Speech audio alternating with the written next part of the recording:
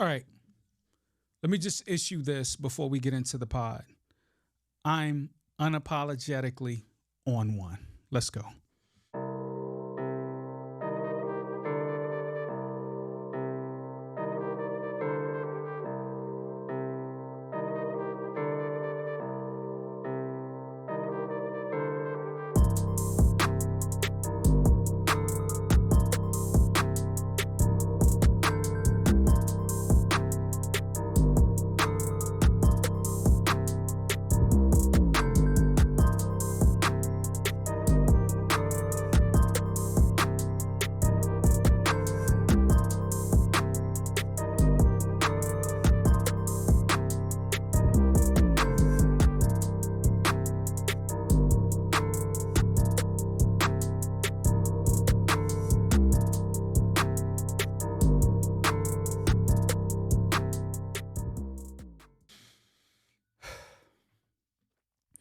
Hey, listen, we're in the age of cancel culture, judged by the court of public opinion. And I'll be careful with my words, but just in case I drop a noun, an adjective, a pronoun, or even an expletive, you guys know what it is. Don't hold me to it.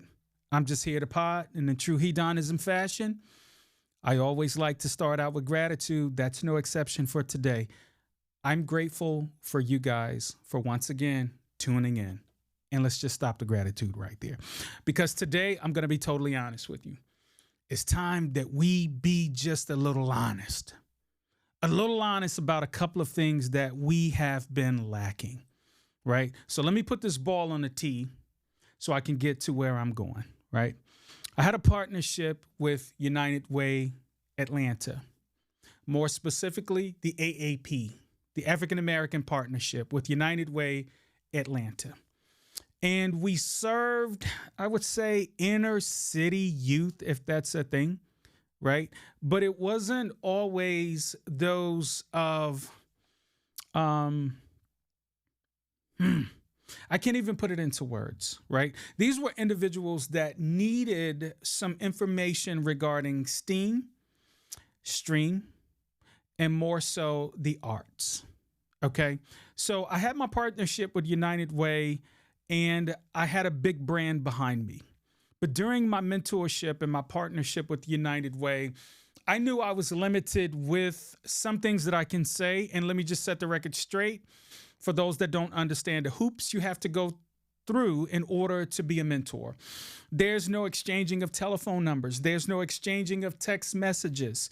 There is no exchanging of socials. If they find you, they find you. But I'm setting the record straight just to let you know that there are some guidelines and borders and safe boundaries that are set with some of the students that I mentor with. So I was limited in my presentation as to how far I could go. Like I wanted to get right on that edge and just sit it right there, not drop off the cliff, not go too far. Don't push me because I'm close to you all know what it is.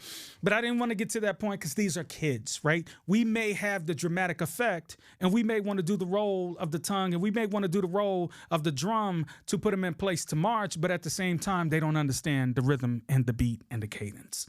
So I was limited as to how I was presenting, but let me set the tone for your audience.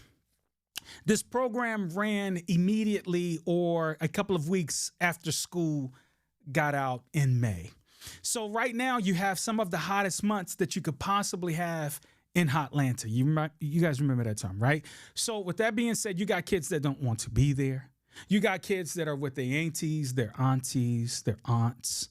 You got kids that are with guardians. You got kids that are with supervisors from maybe a summer program. But I think you guys are picking up what I'm putting down, right? And some of your audiences were tired. Last thing they wanted to do right after school, get out, is go do some mentorship programs. But I would say approximately 50% of the participants of this program, large groups of individuals, were very interested in STEAM and STREAM, okay, and the arts. But the other 50%, hey, we're just going to ride along and see what we can get out of it. But in the meantime, my aunt is making me come, my grandmother is making me come, my mama told me I had to go down south and stay with my aunt and them. So what I'm going to do is I'm just going to go and play like I'm a part of it. But you know what it is? As long as I got my phone, I'm Gucci.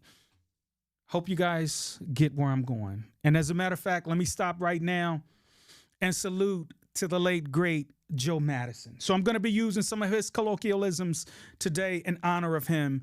And to Miss Madison and the family over at Urban View on Sirius XM from the heDONizm podcast, my condolences. So I am setting the tone for what I have as a tough audience. You know, when comedians get up, they say, hey, give it up for yourselves. Give yourselves a round of applause. Ladies, you look beautiful. It's called crowd engagement and also getting a temperature check. But I had that immediately upon setting the tone for the room as kids came in. Have you ever seen kids today walk in a room? OMG, it is something to see. The mannerisms and the body language pretty much says, hey, you know what? I don't want to be here now at this moment. Entertain me, if you will, or else I'm checking out. And this is probably the first 3 minutes. If that, the attention spans are getting shorter by the day. But let me keep going, right? So you can pick up what I'm putting down. So remember in this audience, you know, usually, see, me, I'm used to speaking to hundreds, maybe thousands. One day I visualize maybe millions, but it doesn't matter if it's 1 or 1,000. I still aim to please, and I bring the same level of adrenaline that meets Red Bull. And that is how I gain your attention in the short time that we have. Thanks to the leaders that taught me as I was growing up that you ain't got all day to make a difference. So get in, hit it, and be about. I thank God for that practice because I had to implement it on the spot. But that's no exception for how I engage a crowd. You got to grab it. You got to demand it. You have to have the urgency for ear attention, eye contact, and even sourceful engagement. So that means what comes out of your mouth can't be gibberish. Remember Eminem? Nowadays, everybody want to talk like they got something to say, but nothing comes out. When they move their lips, just a bunch of gibberish. I can't be that because these kids are going to be like, huh? And then you're really going to lose them. And then they're going to be antisocial because you've said something to make them feel away. But as I was doing this mentorship, I knew it was so far I could go with this company logo on my back. But let me just fast forward. Me and the relationship between that company had taken an end. So it became a point where I said, hey, United Way Atlanta, thank you for having me. This was such a difference maker in my life. I really enjoyed it. And they said, well, what are you talking about? I said, I'm no longer with the brand that supported me or sponsored me in this mentorship. They said, but where are you going? I said, well, hey, listen, I'll have to say this in order to keep things going. Since COVID, I had to actually put to rest my wedding business. I actually had to pause for a short time DJing other than doing it online. The human interaction had went away. I mean, let's just be honest. During the pandemic, none of us knew the time nor day when we were going to come out of this thing. I mean, let's just call it what it is. It was a pandemic. So talking to this audience during this time, this is pre-pandemic, right? This is right on the cusp of the pandemic, right? When I had the company logo behind me. But in addition to that, I knew I had to come back and actually resurrect one that I did not put to bed. And that was some of my coaching and also some of my Atkinson philanthropy. Okay, so I knew that those were two things that I knew I could make use in this space of the pandemic. And let me just say this for the record. Everything ain't for the cameras. And do you realize when you're interacting with children that you should not be videotaping them and putting them on your personal platform? I'm sorry, but that's just weird. So let me get back to the audience that I'm trying to get, right? So with that being said, you guys have to understand a little bit about old Don, right? Dante, AKA Rick James. Why? Because I'm cold-blooded. You know why? Because I am a certified, bona fide, and trained assassin when it comes to being a change agent, being like Martin Luther King Jr., Reverend the Good Doctor, a drum major for change. He is I. I shake ish. I flip tables. I'm a disruptor. I'm an uncomfortable person in a comfortable space, if you will. But the coordinator of the event said, Dante, no, you don't understand. the kids really look forward to hearing from you. Sometimes it's too corporate for them to understand.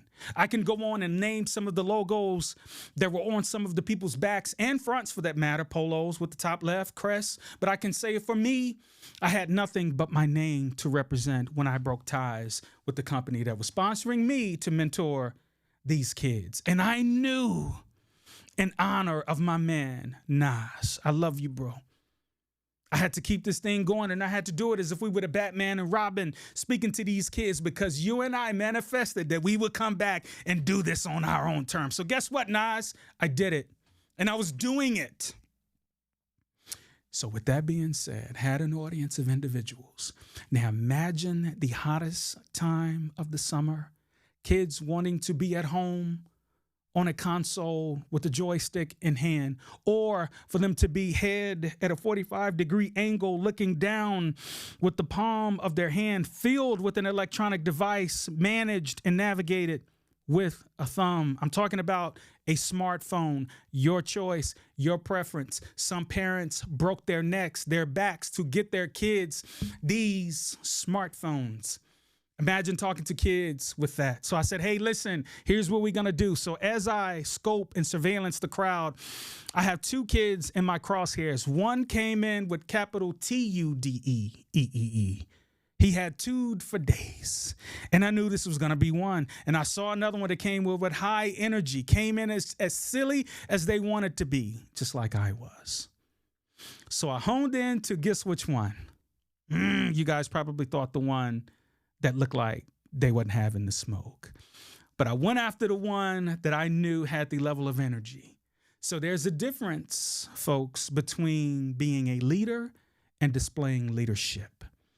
I knew I didn't have much time to get their attention, so I grabbed the crunkest one in the room and I said, hey, you, come up here with me. Let's do an icebreaker. Tell me your name. And I said, hey, so-and-so, now you ask me 5 questions. And she was like, I don't know what to say. That's a good one. How about my name? So we did that. So I started to interact with this individual, and they went to go sit down laughing. You put me on the spot. That wasn't fair. And I said, no. You come back up here, right here. I want you here. Well, why am I going to say that? I said, because you're going to be my co-chair as we engage with these beautiful people in this room. I don't know what to do. Again, folks, you ain't got all day to make a difference with some of these young people because attention span is kaput. But this individual was the best thing that I could have done. And sometimes it's off the cuff. Sometimes it's off the top of the dome. This wasn't scripted. You just have to know how to surveillance your crowd. Right? So with that being said, it was nothing more than me becoming a road warrior and fulfilling the journey that some people were on the road to take. I just had to meet them where they were. But as I land my plane, let me get to what I'm saying, right? And I'm just going to be honest, right? So as we went on further, during this process, we had more of a nimble group. And I want to hone in to the individual that I spoke of, right? He was a tough pistachio to get open, a tough almond to crack. The nutcrackers were not really working because I knew there was something inside. I just had to find a different way to get in. Take those colloquialisms for what it is. But I knew it was a more nimble group that I was a part of. And to make a long story short, and to also have respect and confidentiality for a child. I'm not going to tell you this individual's name. However, I remember their name, and I know this individual vividly, and I'm not going to describe them because it's a small world, after all.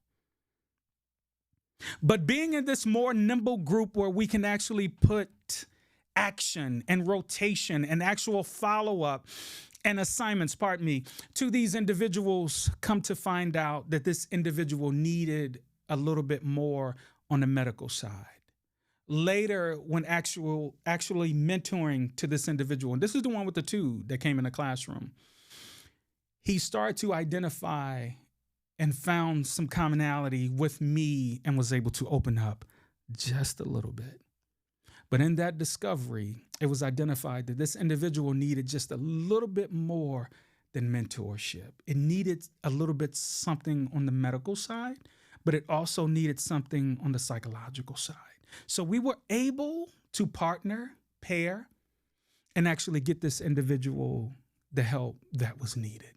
But according to their guardian, and not too much on me, but they said, Dante, because you found the avenues and made this vicinity or this space safe, that he was able to open up, and not even his teachers can do that. So we thank you.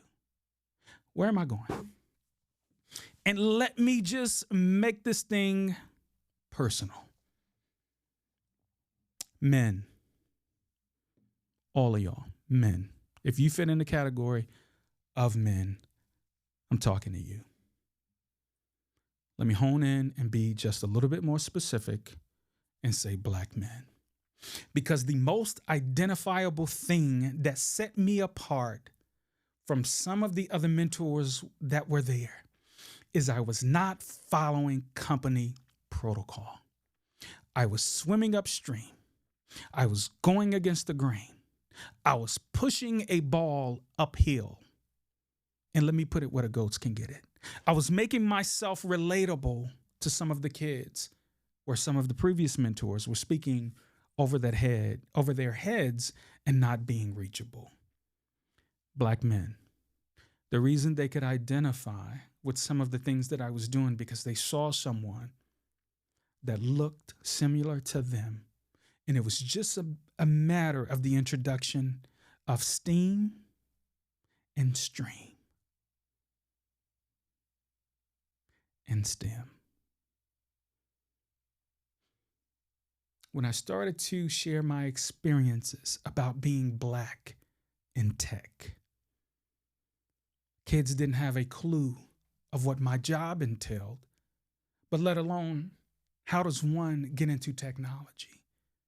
And I started to use some of the things in their everyday lives to help them understand what it takes on the back end to receive what they're seeing on some UIs, interfaces, user interfaces, and some of the navigational paths that they do every day that I pointed out and drilled all the way down to where they were like, I'm interested. Being a difference maker. And keep this in mind, black men, you ain't got all day. And guess what? At the rate that we are losing some of our young black males, we ain't got all day. But I will say this. I've partnered with some of the high schools for some of the at-risk students, and even an alternative school in northeast of Atlanta for some of the at-risk students that just need to be heard, but yet at the same time need a dialogue, not a Donna or Donald log, right?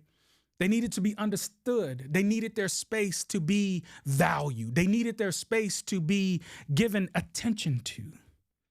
And sometimes you ain't got to say jack. Sometimes you just got to listen to these young cats. But black men, I'm going to say this.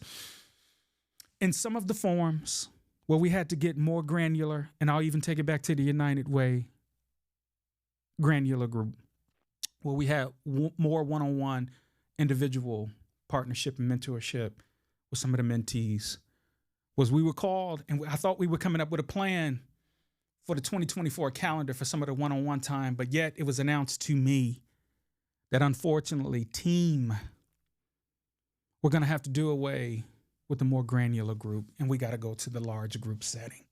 Why? I'll tell you why. Because we did not have enough participation as mentors. It starts with this, raising your hand, volunteering, and say, do it. What is it going to take? Bet. I'm down. Word. Let's go. Let's get it. Not enough of us, too many of them. So we had to put in more, and I hate to say this, but Gen Pop, when it comes to mentorship, where you know you got the two different individuals. Somebody that wants to get it, that individual that's carrying a brick. The disruptor. And I'm not talking about in a paradigm shift kind of way. I'm talking about the disruptor that if you say something, they gonna set it off. That individual. But I'll say this, men, we're not showing up like we should. And I'm talking more to our Gen Xers, right? Our 70s babies, our 80s babies, and even some of you in the 60s categories. We didn't download to transfer and knowledge share to some of our youth. Oh, what did we do? We upgraded to ourselves, became more narcissistic than ever, and became big steppers, and never took the time to look in the rearview mirror or reach down and pull a young brother up. As a result, hip hop has hit a demise. As a matter of fact, you can probably quote me on this or put me on the record, but we don't know if I'll say this when it comes to the introspect of hip hop. We don't know how long rap is going to be here. It's losing its art form by the days. You got people like Killer Mike, who's high in age to be valued as a successful rapper. He received so much hate for doing a sweep at the Grammys. But yet, this is where passion hits the road and deliverables. But to some of our youth, going back to our black men, we are missing when it comes to some of these granular and being more granular about how we interact and knowledge exchange with some of our black young men. Women, I'm not excluding you, but let me just talk to those that I can specifically identify with. And that's me being a black man, being a black American. Men, we ain't showing up in these areas. And let me just say this. I'm not honed and got the blinders in onto one area, one demo. No, I spread my wings and I fly. When I leave this joint, I want to be able to say that I left my footprint and I left my impact on people. What did I do for the human race? To make yourself immortal is not to have an upright memorial at the burial site. To be immortal is to leave a stamp where people are talking about you for eternity, for so on and so on. Your legacy lives. I'm not talking about a statue. But how do others reference you when you're gone? Can you put something in somebody so they got enough? Let me ask you this. When was the last time somebody said, just give me 3 more? When was the last time somebody said to you, don't stop until you hit a whistle blow? When was the last time somebody said, hey, yo, if you put this with that, then you'll get this? When was the last time somebody said to you, I can help you turn $1 into 5 and 5 into 10, 10 into 100? You think I'm lying? Oh, check it out. Have you ever heard of the Water Boys in the hood? These guys were pushing water, dollar water, quarter water. They were pushing water right in Buckhead, causing a menace. But there were 2 separate groups because the tone was set by the Water Boys in the hood. They had a recipe for their hustle. They wanted to flip their money. Hey, they could have been out selling anything. These dudes were selling water, and people had a problem with it. Now, what came later after the Water Boys in the hood set the tone, you had those that wanted to be imposters. I ain't gonna lie, you go to any arena in Atlanta, and when you come out, they're selling beer, they're selling food, and you're gonna always see the Water Boys. In Atlanta, you must have a license, a vendor's license to sell beverages and food. But these dudes said, we're going to go against the grain, and they had support from the mayor of Atlanta to rescope and repurpose the change. But this was done by Mayor Keisha Lance Bottoms, ma'am. Shout out to Mayor Andre Dickens for saying, hey, I want to revamp the program and strengthen it so it's not becoming a nuisance nor a hazard to these young black men's lives. And the people of Buckhead was like, we want them out of here. But black men, I'm talking to you. When was the last time somebody said to you, your 440 was good, but if you do this, you will increase your numbers? When was the last time somebody said, hey, hit that hill because we're not going to take this agony defeat and pout our heads. We're going to build off of it. When was the last time somebody said to you, at the end of the season, the gym day starts tomorrow? When was the last time you were told that F doesn't define you? It's just a measurement for us to say that this won't happen again. And how do we do a lessons, or how do we learn from this situation so we can come back and say, it was just a setback for a come up. Watch me rock. When was the last time someone believed in you? And for you to just take that, put it in your pocket and do nothing with it, that's whack. Shame on you. Black men, I'm talking to you. Get your ass up off the couch and reach out to these individuals. Reach out to these young black men. They don't want you. They ain't gonna ask for you. Why? Because there's too many broken bridges where they're non-relatable. And guess what? We're uncoachable to the fact that we can't identify or hear what they're saying. I try to use rap analogies like Jay-Z. They was talking about, oh, you talking about that old dude?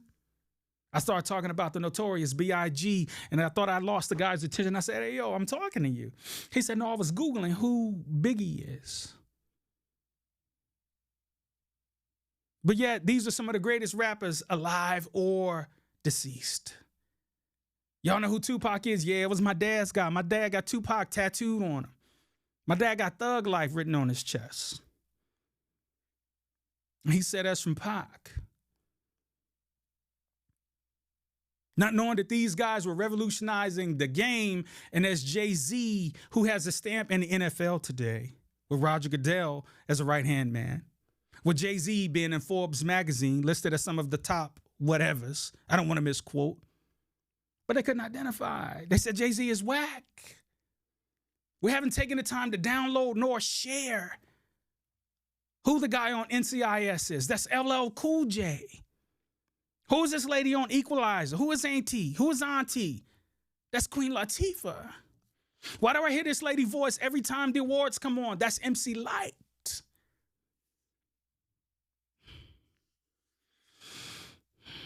So men, you think I'm lying? When was the last time you've been to a Boy Scout meeting?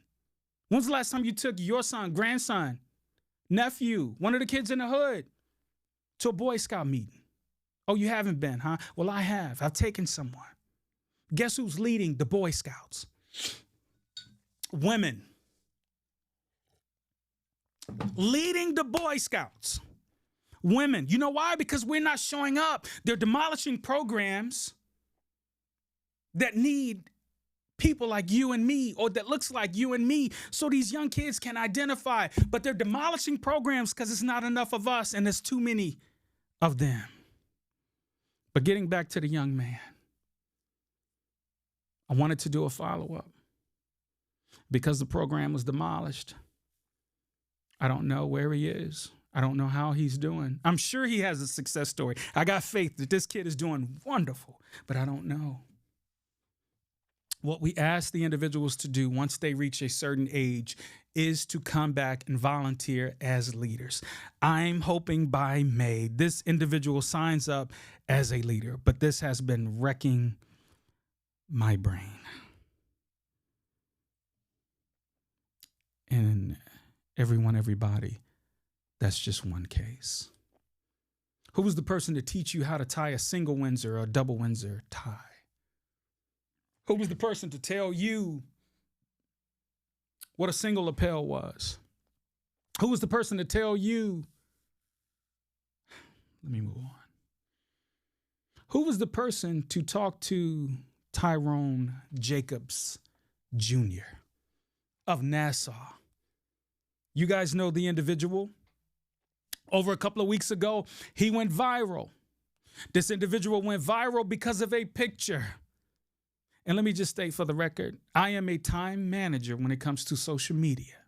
I don't get off on the dopamine of putting a phone in the palm of my hand using my thumb as a navigation device to get the dopamine of scrolling, seeing something that catches my interest. And then all of a sudden, my tongue is out, and I've spent so much time on this one particular thing, watching it over and over and over, and similarities.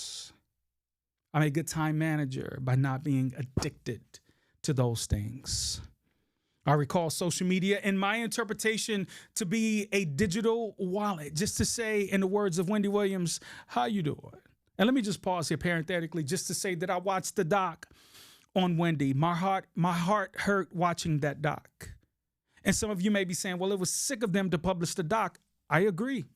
But the reason I watched the doc is for educational purposes. How do I manage when someone has adapted short-term and long-term memory loss?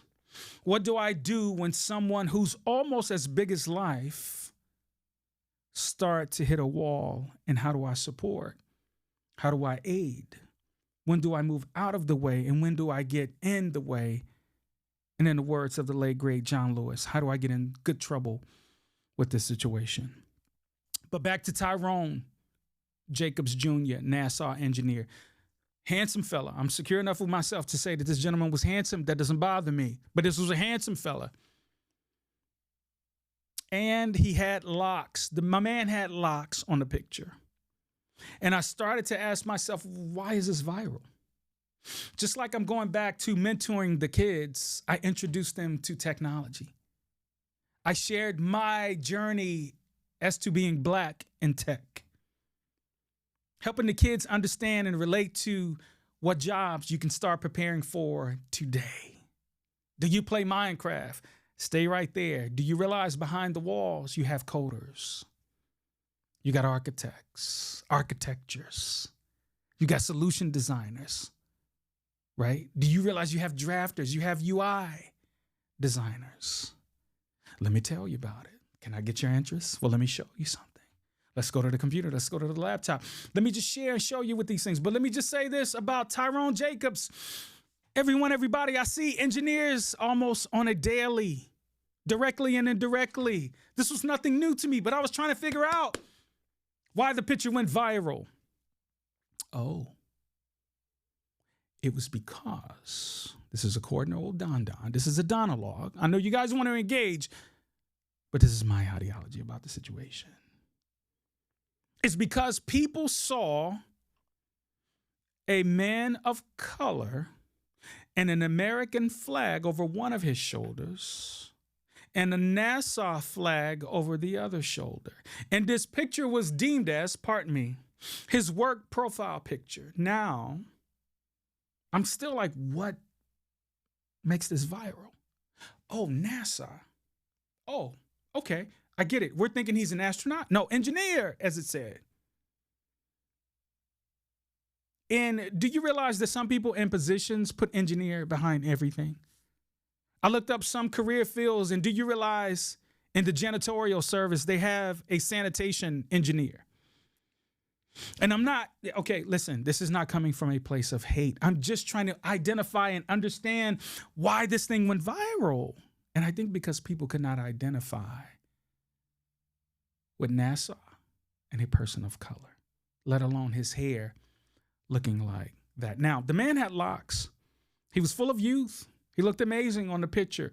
But what I had to assess was when I think of the Navy, Air Force, Marine Corps, retirees, bio engineers, aviators, aeronautical engineers, etc., I think of how they present themselves as a work profile picture, and I wasn't expecting this.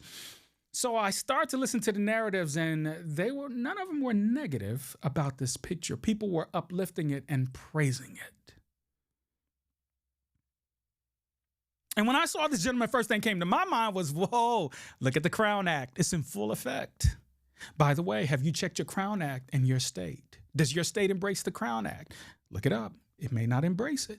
Well, old Don wanted just a few more answers, so I put the white gloves on and I started to dig a little deeper. And I said this before, I'm a time manager when it comes to my social media things, so I limited my research so I wouldn't be affixed to that dopamine. Not saying that I can't break it. I'm not addicted. But when I saw the picture, I'm like, cool. Look at this young brother rocking the locks. I see you, my boy. And then I heard NASA engineer, and I paused and I go, hey, yo, okay. But this is what I would have preferred to see the young brother. This is what would have made me go, wow. And that was a tighter updo. And I say this because of the young man, Midwest, that's currently battling right now with the Crown Act. Or was it Houston? My apologies. That's currently battling right now that the state did not embrace the Crown Act. And I'm talking about the student from Barbers Hill High School that could be in school suspension, which they moved him to an alternative school because the guy refused to abide by what the school called hair policy protruding below the eyebrows and earlobes. But he had enough to do, and it was neat, and it was nice. And let me just say this for me, where my level of assessment comes from is I've been barbering my whole life. One of the biggest mistakes where I had to turn the curve around was when I put a part in the side of my head and it was bigger than my thumb. So I had to walk in school with this parking lot on the side of my head in the walk of shame. But from then I said, no more mistakes. Let me master this thing. Let me get it right. So much as to this was my side hustle when I was in the Navy as a sailor. This was my hustle. Yes, I even cut my XO and my CO, my commanding officer's hair. And I served all nationalities when it came to styling and barbering hair. I was nice with it. I didn't have a certification in cosmetology, but please understand, I was nice enough to get busy and stand on my own when it came to that and could compete with the best of them. So understand my assessment is not coming from a place of hate, but I will say this to Mr. Jacobs, there's a time and place for everything. I would just have preferred a tighter picture. But I went on and did a little bit more research about this guy, and I see you. I see you're a part of Nesby. You're a part of the Divine Nine, 858, if I'm not mistaken, right? Shout out to them, right? Shout out to all of those in Nesby, because this is where you start to get the attention. And here's where the alignment comes in when little black boys and little black girls start to go, I want to be like this guy. Mama, what is NASA? And just to let you know how intrigued I am with NASA, I remember mustering my family during COVID. And I said, hey, guys, meet me on the deck at 7:50 p.m. sharp. Don't be late. Dad, what's going on? What is going on, Dad? Why you got us out here? I said, I don't want to be still. Look. What are we looking at? So you see that light? You see how it's moving? I said, you see the pattern? You see the velocity of it? Dad, it's like 12 to 15 to 20 airplanes in the sky. Dad, it's Atlanta. It's a taxi in the sky. These guys are trying to taxi to get in the airport, in the airport. Guys, I understand that, but you're missing what I'm saying. Look at that. Yeah, why is it moving this way when all of them are kind of circling doing that way? I said, you see how fast it's going? Do you understand the velocity of this thing right now? Dad, what is that? I said, guys, that's the ISS. Shoulder shrug. What is Dad talking about? Dad, you good? Guys, that is the International Space Station. And they're orbiting the Earth. And guys, they've been in space, but oh so long, and they're surviving. And guess what? They've been up there and testing out how to survive outer space, and now they're bringing it closer to orbit, yada, yada. I was intrigued. I was infatuated. If I pan this camera around right now, you're going to see a Lego set of the ISS, that being the International Space Station. I've been rocking with NASA since I could walk. By the way, I didn't witness it in my lifetime, but was the walk on the moon real? Another conversation, another day. Hey, I get it. I get it that this guy is pushing the envelope, but something said to me, what makes this viral? Okay. Did a little bit more research, and just as other things come with fame and the quick pace of social media, so did the mess. It was alleged, and I'm going to throw this out there, and I'm going to put the air quotes up, that this guy had an alleged domestic rift, with his ex Honey Dip. The man had a domestic rift with his ex Honey Dip, and she's been going on social media regurgitating things about this relationship. Now, you may be like, hey, when there's smoke, there's fire. Well, there comes the video. And they had a dispute, right? It's okay for people to have a disagreement. It's okay to leave saying, hey, I agree to disagree. But why does everything have to be on social media? I don't get it. Help me understand. Is it cream? Not cash, clout rules everything around me? I don't know. But what I did see was this guy didn't have dreads. And this guy and this girl was going tit for tat. They was in a relationship. What do you expect? Everything to be perfect every day? I don't know what they was going through, but this young lady had the camera in the man's face. He kind of got a little saucy. He got in front of her face and did a little something which kind of looked divisive, but yet at the same time, what is the camera in his face doing? I'll leave that for you guys to be the judge, but alleged had a domestic rift between him and his ex Honey Dip. Now, there are certain definitions to what we may call a rift between the two. I don't know if he was arrested, whatever the case is, but the man went on record. He went on a podcast and he stated, this was over 3 years ago, and I wasn't the best version of myself. So he took ownership. And let me just say this, just for the record, and I don't have a problem saying this, there's nothing more attractive. And I'm not talking about appearance attraction. I'm talking about the definition attraction. There's nothing more attractive than an individual that can take accountability for their actions. So to me, this guy was all about his when he took that responsibility. But yet what comes with fame is also you being in the crosshairs of everybody via social media. Not too much on his profile picture, but I was asking myself, is this a little something else? So I looked on, and NASA is making a push for their IDE. You remember I've been talking about that? How's your IDE program? IDE, inclusion, diversity, and equity. How's it going at your job? Have you asked about it? Does it still exist? Well, I know NASA was making a push, and I'm like, is this a rollout to make more emphasis? And if I'm not mistaken, their new chief of EEO is Miss Ho. I hope I have that name right.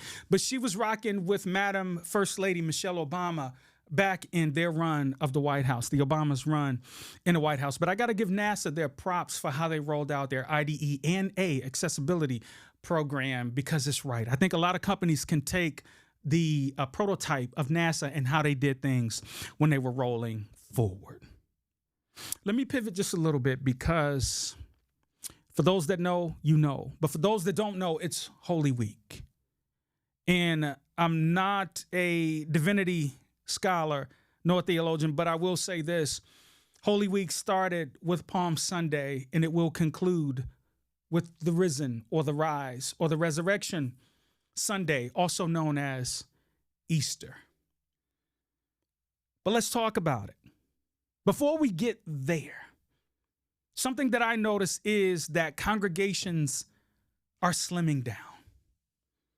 Did COVID give us that much disruption where people are not going to church anymore? Is it that people are more self-righteous now? Let's talk about it. Now, granted, this is a dialogue, so it's going to kind of hard for you to communicate, but please comment down below. Let me pause here just for a second and say I need 3 things, guys. I need for you to like, I need for you to subscribe, and I need for you to click that notification bell so you can get that. But most importantly, guys, don't be a hater. But I noticed that some of the congregations are slimming down. Why is that? Comment down below if you know. But listen, could it be because that COVID was the greatest psychological, mental, and science experiment that we've witnessed in this day and time, for us to be so shook that it caused us to do so much self-reflection, that it put us in a seat to think different? My question to you is, are the sanctuaries still active? And this Sunday, are they going to be packed? Are suits getting tailored? Are those 15-button suits getting tailored to slim down and fit your body type? Are the children learning stories of the good book and preparing themselves for a recital? Are there any eggs left on the shelf to be taken home, boiled, colored, then hidden and searched after? Last week, it was Hosanna. Will it be this week, hallowed be, and the weeks afterwards? And will it continue to be not my, but thy will after this week? You know, it's usually in my experience that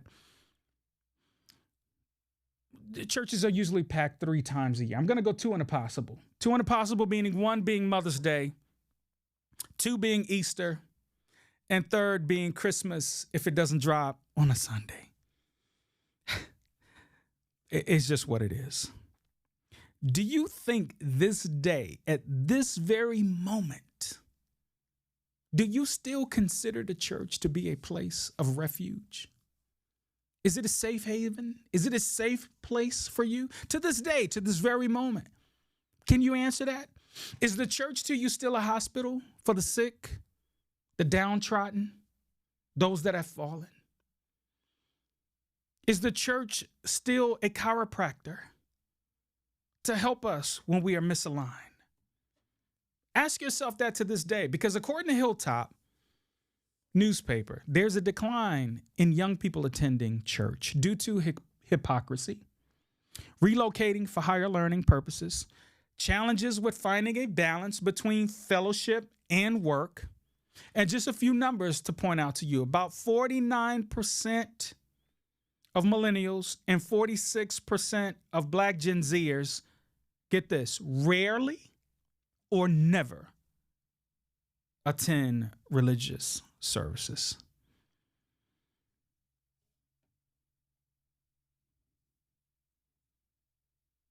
Do you still consider those things when it comes to the church? Are you still going to church? Are you by the bedside when attending church? Are you physically going in church?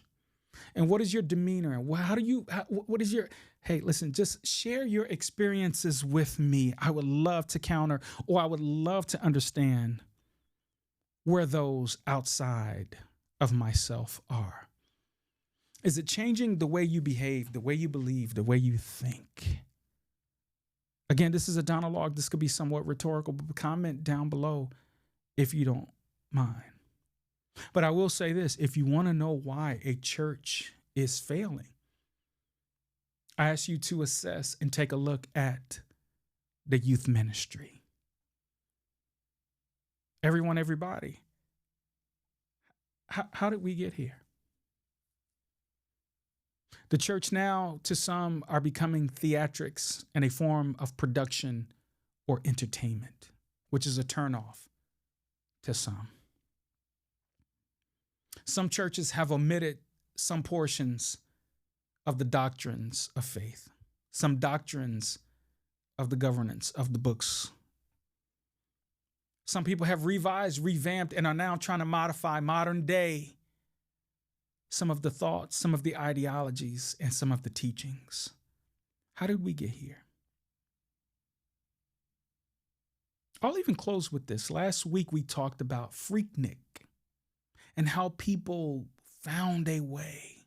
They were determined. They were group planned. It was logic applied to people coming to Atlanta for Freaknik, as if they were taking a journey to Mecca. But during Holy Week, at a later point in our lives, will the history books be titled Churchnik, like Freaknik? Churchnik, the wildest story never told?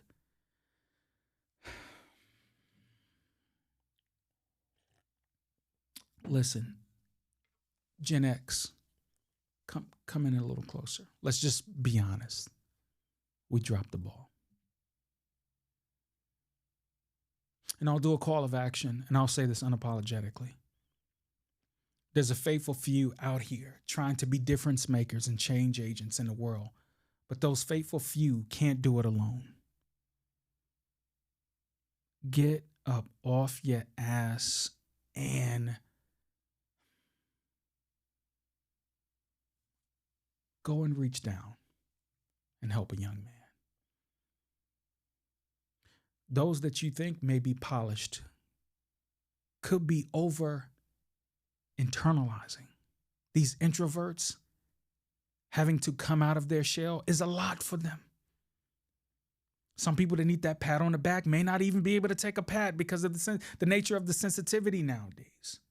But you don't know unless you reach out and try to exchange, pair, knowledge transfer with some of our youth today. Listen, not the most friendliest, sexiest, identifiable pod, but I had to get it off. What's going to be your footprint? What is your philanthropy? What is your give back? Are you doing it for show? Are you doing it for the cameras? Are you actually trying to leave a footprint on these kids where they can say, hey, I remember Mr. So-and-so made a difference in my life. I got over 2 hands worth of gentlemen. And I'm not talking about, hey, listen, for those of you who say, hey, well, I raise my own kids, I do a damn good job of myself raising my own kids. Does it just stop there? Or are you to their friends? Is your house a safe space for some of their friends to come when they're going through something? Does your coaching out of 22 players just consist of your child? Coach Sanders? No pun intended. But are you coaching the team? Are you getting a full buy-in for the team, or are you daddy balling this thing? Parents, is it just about you and yours, or are you trying to make a difference for those that are around you and yours? Because I'll say this, for those of you who think, well, I live in a certain neighborhood with a certain caliber of individuals, and I play tennis with my sweater wrapped around my shoulders, and we live in a certain tax bracket of a neighborhood. How dare those hoodlums come here and ruin our pristine environment? Well, guess what? Some of these young kids know how to get to the bag. They say they're SOB, but how about a little RESPECT? These will be the same individuals that get to the bag. And if you don't believe me, go research AMP or AMP. Kai Sinai, Duke, you know them boys out there. They're getting to it. They're content creators, and they live in a mansion, and they share this space as content creators. How would you feel in your hard-earned money-earned house with your luxury house? And then next door, you got 15, 20 cars every day.